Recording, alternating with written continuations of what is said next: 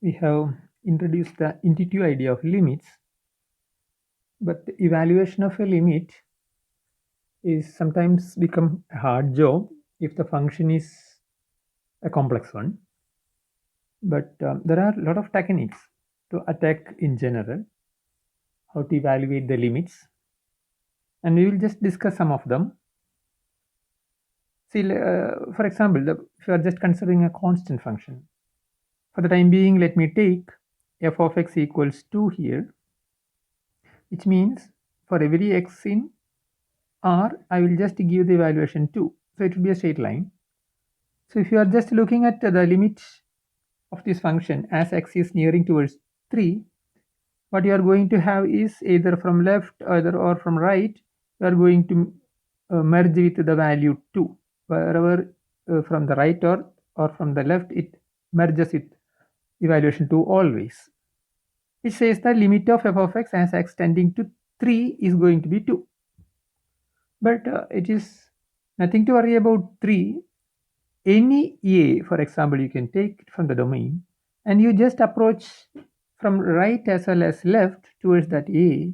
Always the y values or the functional values will mingle with this 2 only, which says the following. So we can adopt it as a law. If you are giving f of x, instead of 2, I may give f of x equals c, some constant. C is some real number. Then this y equals 2 will be replaced by y equals c. That's all. Now let a be any point, and if you are just looking at limit of f of x as x tending towards a, that is as x is approaching a, what happens for the constant function c is always simply c.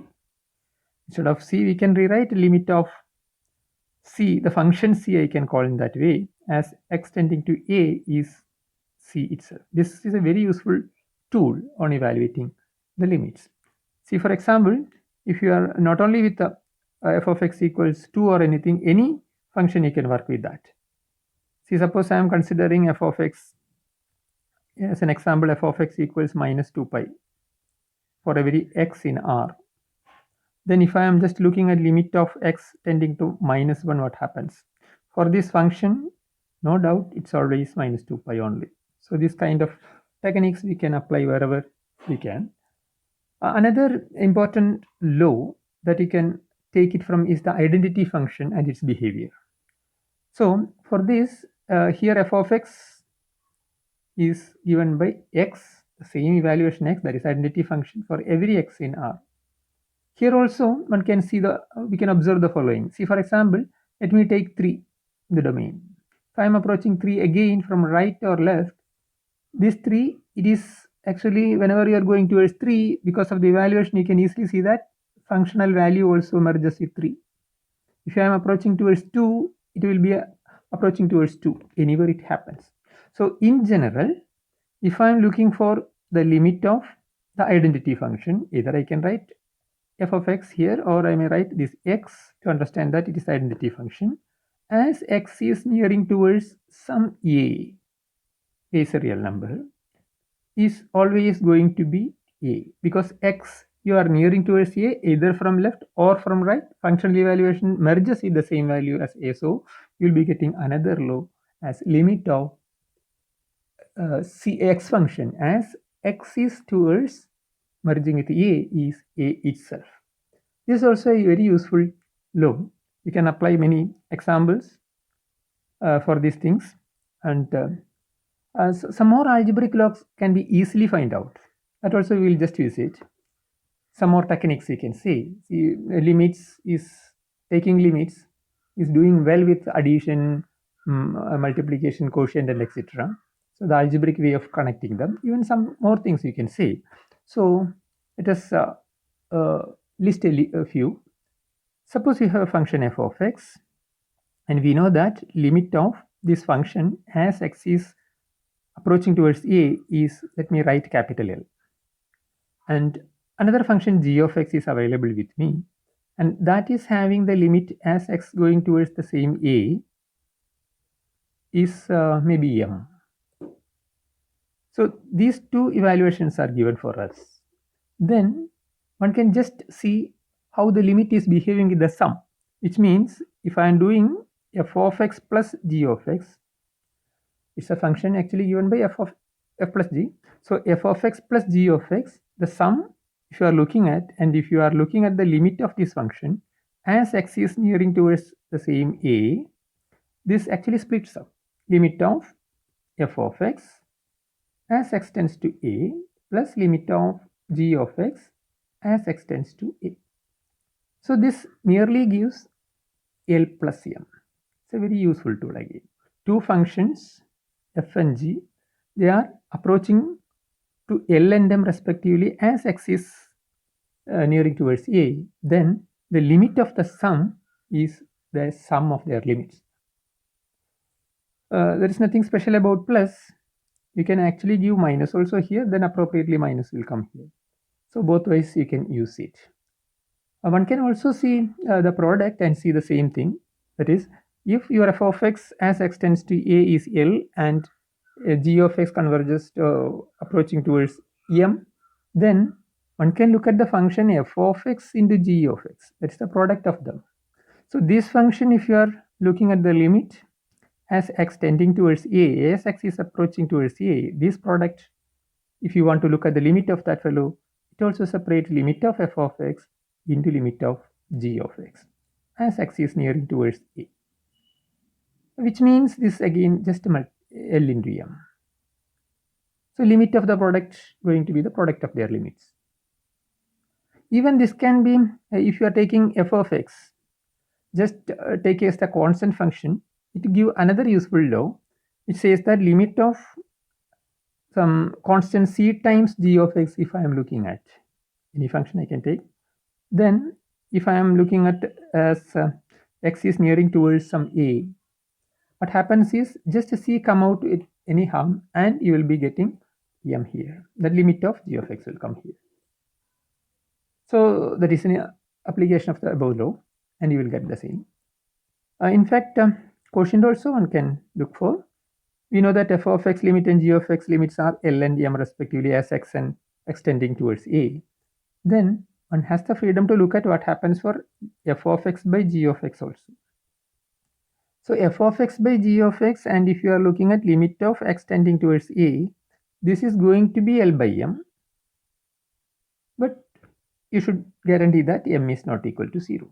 It's very natural, and that is also going to come. These are all algebraic way of combining the things.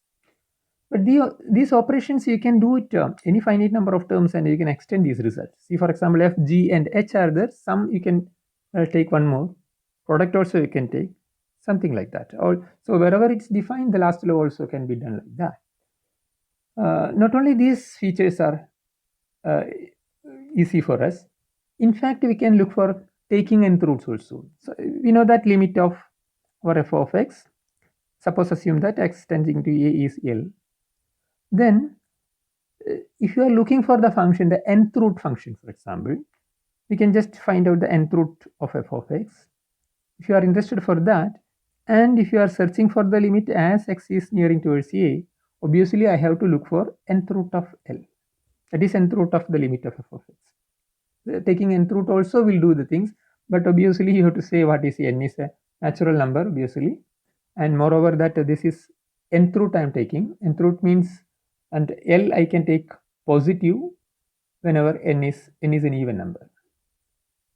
If n is even and L is positive, like that.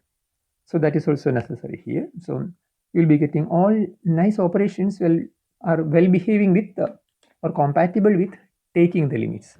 As I mentioned earlier, you can just extend these concepts. As I mentioned, more rigorously I will write, if f1 converges, f1 of x approaches towards L1, I mean, right? f2 of x is another function going for L2, etc., etc. fn of x going towards Ln. If the limits are behaving as x is nearing towards a, you have all freedom to look at the sum function f1 plus f2 plus etc. fn. So this function, actually what's going to happen as x tends to a is simply L1 plus L2 plus etc.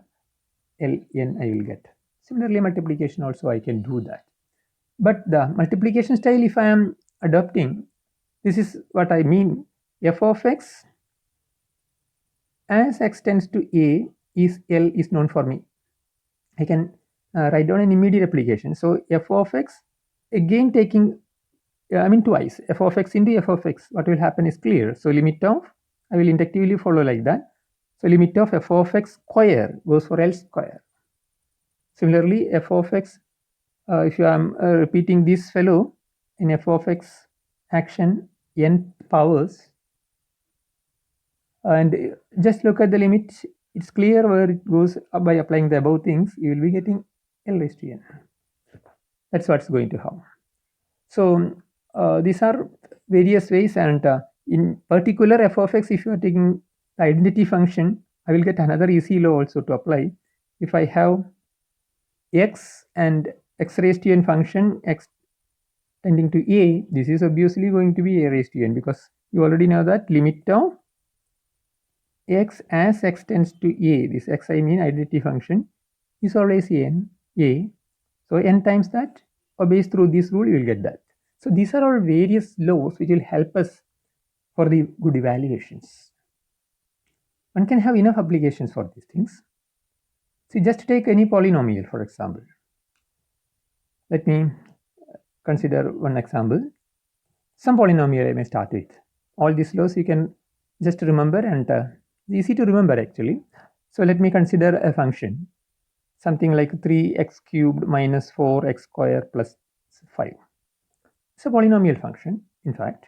So if I am writing down this as f of x, I can just look at what happens for the limit of this function as x is nearing towards somewhere means 1 I may write for the time being, or 2 or anything I can write. Then just apply the above laws. The right hand side also I have to look at limit x tends to 1 of this fellow.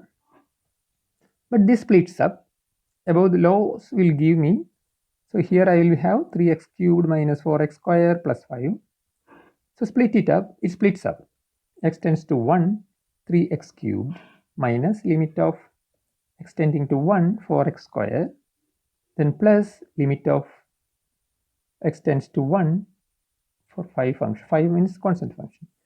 Now the above laws, within a second you will get a fine answer. This is 3 times x cubed. 3 is a scalar, I mean a constant, so it will come out without any harm. Then limit of x tends to 1, x cubed I have to look at. X is nearing towards 1, that will be giving 1. I mean 1 cubed I will get. Then minus, here also 4 will come out. Then limit of x tends to 1, x square will come out. As x tends to 1, that will be 1 square. Plus, as x tends to 1, 5, it won't change anything. It's a constant function, so 5 will be there. So I'll be getting 3 minus 4 plus 5. If I am giving 2 here, appropriate evaluations are going to come here. So these attacking polynomial functions are very easy here. So one can generalize for any polynomial. So it can be very useful. We'll just look at general polynomial function. I may write it as p of x, which is given by an x raised to n plus an minus 1 x raised to n minus 1 plus etc. etc. I may write a1x plus a0. That may be a polynomial in a polynomial function over real numbers. All the coefficients are real, and here the degree is n, provided n is not equal to 0. Now, if you are looking at, if you are interested in limit of p of x as x is nearing towards some real number a, how will you evaluate that? So look at the whole ideas what we have described using laws. See, if I am just applying the limit on the left side, then right side also I will apply it. X tends to a of this right hand side. So it splits up. So this term, this term, this term, like that, all these n plus terms it splits up, limit, corresponding limits. Then just to remember that ai's are just constants, it will come out. Then x function, x raised to 0 function, x raised to 1 function, the monomials as we mentioned long back. So all these functions only the limit is going to apply, which means I am going to get the following, which actually says that, see, it's easy to look at. I'll just write it representative way. A0 is a constant function. So as x nearing towards a, this a0 goes to a0 only. Now here if you are applying the limit, what happens is limit of a1x. a1 is a constant, so a1 will come out.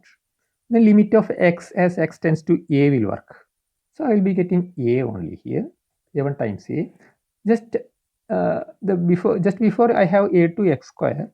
So what happens for this is a2 come out while taking the limit. X square will go to a square, so it will sum up. Here also sum will come.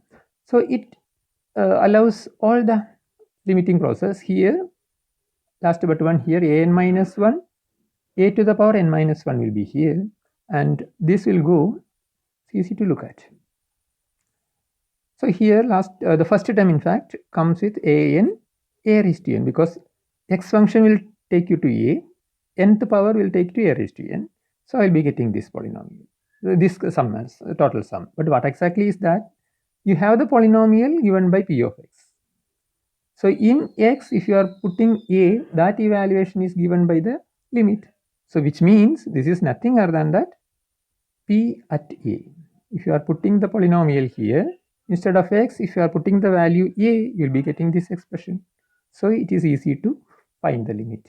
So for any polynomial function, if you have limit of this p of x, I may write it as p of x, that comes as a law also in that case. So it's very easy also. So any polynomial if you are supplied with, and if you are looking at limit of x tending towards a, it is simply by putting finding the evaluation p at a. P at a will give the answer. It's very useful, and we will do some more exercise in the next session.